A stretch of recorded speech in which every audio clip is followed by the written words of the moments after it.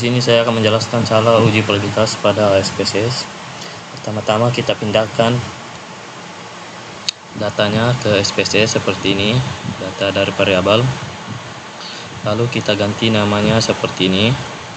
Setelah itu kita klik analyze, correlate, lalu klik verified. Kita pindahkan seluruh variabel ke sebelah kanan, lalu klik OK. Maka akan muncul seperti ini. Selanjutnya kita lanjut pada variabel yang lain, S2 dan Y. Nah, setelah semua variabel dimasukkan pada SPS, maka hasilnya akan seperti ini. Ada variabel X1, X2, dan Y. Lalu kita pindahkan saja filenya ke Excel untuk kita interpretasikan.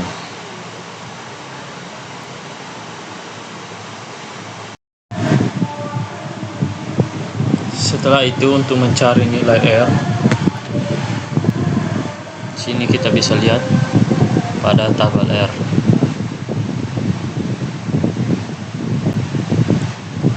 Di mana N kita kurangkan N dulu dengan 2. Di sini nilai N sama dengan 96.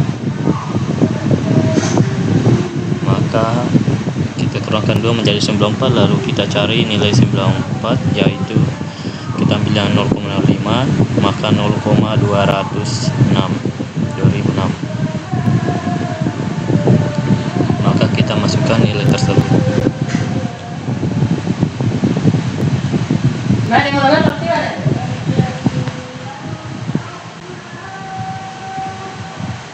Jadi kita kurangkan satu angka di belakang koma,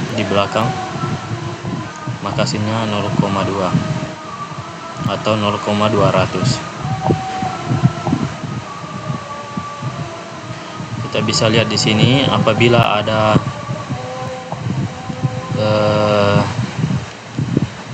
nilai R hitung yang lebih kecil daripada R tabel, maka dinyatakan tidak valid.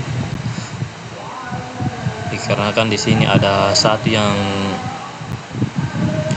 nilai yang lebih kecil daripada R tabel, yaitu 0 minus 0,119, maka di sini dikatakan tidak valid pada X1.8. Kita bisa tulis tidak valid pada keterangan.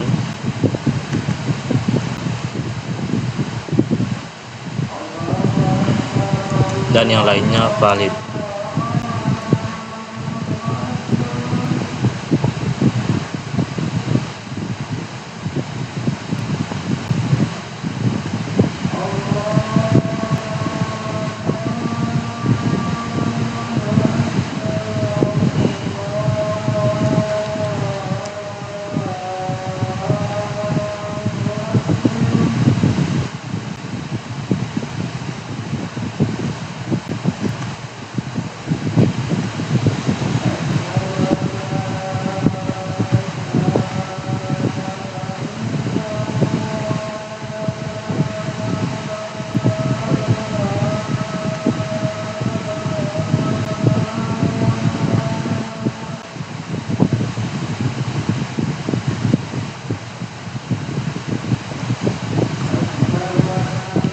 Setelah itu kita interpretasikan di sini. Kita tulis dikarenakan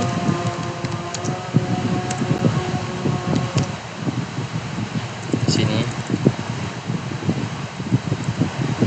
apabila nilai R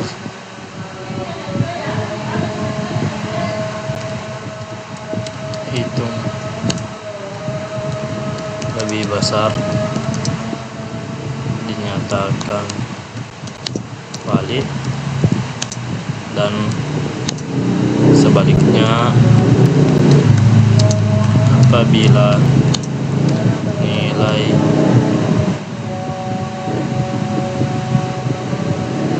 sini kita ubah.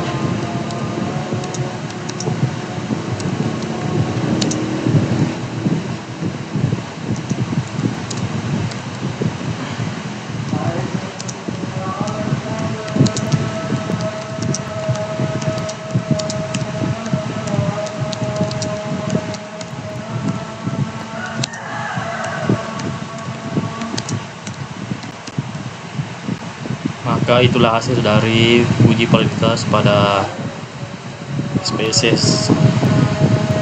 Di sini hasilnya pada X1.8 dinyatakan tidak valid. Sekian, assalamualaikum warahmatullahi wabarakatuh.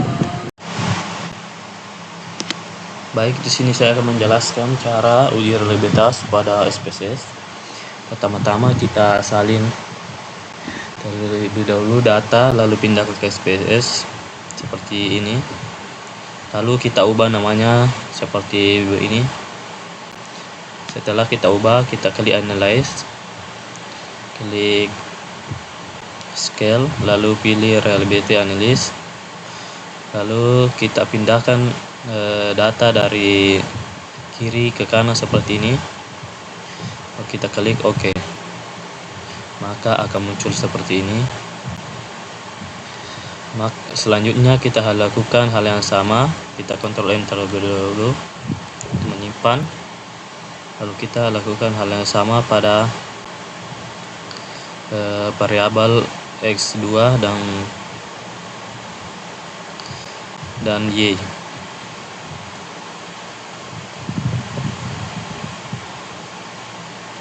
Kita skip saja videonya. Setelah semua variabel telah diuji reliabilitas, kita pindahkan ke Excel untuk kita interpretasikan.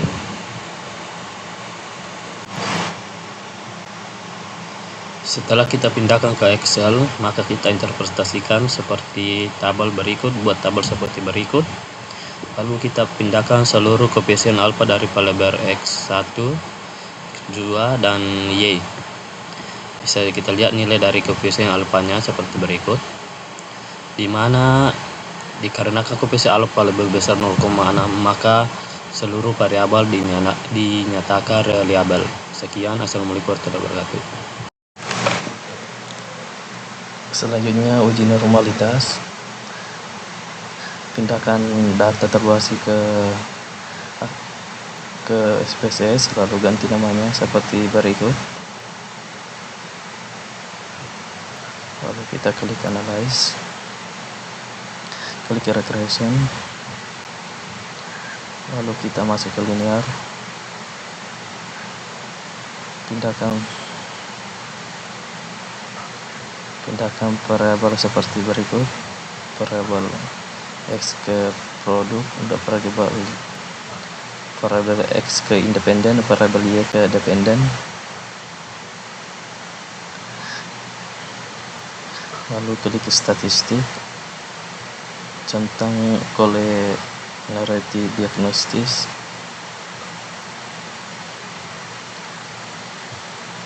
dan klik continue, klik plots, lalu please research,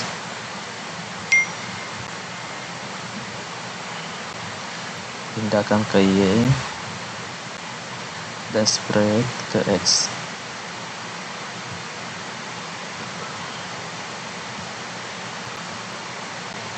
Lalu klik histogram dan non-probability, klik continue, dan terakhir kita klik save dan centang standard research.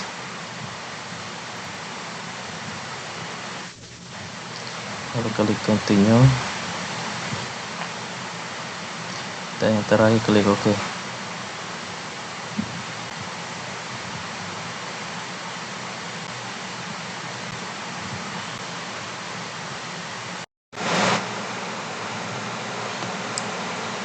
Maka akan muncul seperti data berikut.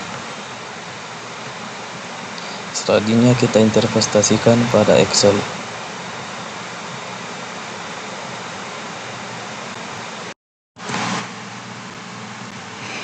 Untuk interpretasinya, di mana data di atas dikatakan berkorelasi normal jika nilainya lebih besar dari 0,05, karena data di atas lebih besar dari 0,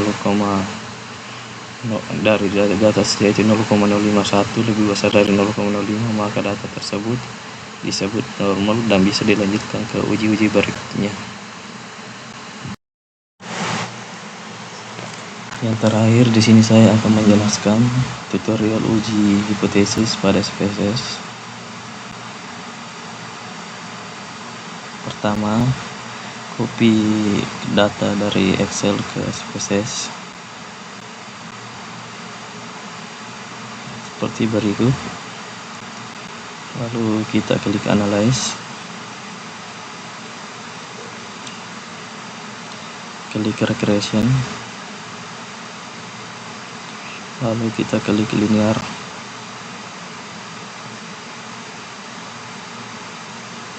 pindahkan variabel X ke independen,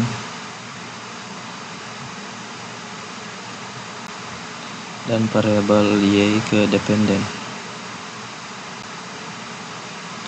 Kemudian klik OK.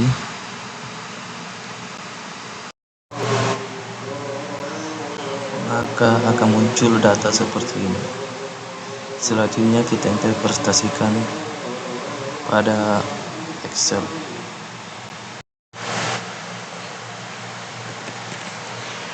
Untuk interpretasikannya seperti berikut. Untuk JT didapat dari data di atas, hitungannya untuk produk yaitu 5,862 lebih besar dari T-tabel yaitu 1,986, maka terdapat pengaruh variabel X terhadap Y. Sedangkan terhitungnya untuk harga yaitu 1,657 lebih kecil dari T-tabel yaitu 1,986, maka tidak terdapat pengaruh variabel X terhadap Y. Sedangkan untuk Y, dari data di atas hitungnya 53.838, di mana lebih besar dari tabel yaitu 3093 dan nilai SIG 0,0 lebih kecil dari 0,05, maka terdapat pengaruh variabel X terhadap Y. Sedangkan untuk uji determinasi atau R2, hasil uji koefisien determinasi menunjukkan nilai R2 sebesar 0,527, yang berarti bahwa variabel produk dan harga mampu menjelaskan 52,7% variabel perubahan kepuasan pelanggan, sedangkan sisanya 47,3% dipengaruhi oleh faktor lain yang tidak diteliti dalam model ini. Sekian, Assalamualaikum warahmatullahi wabarakatuh.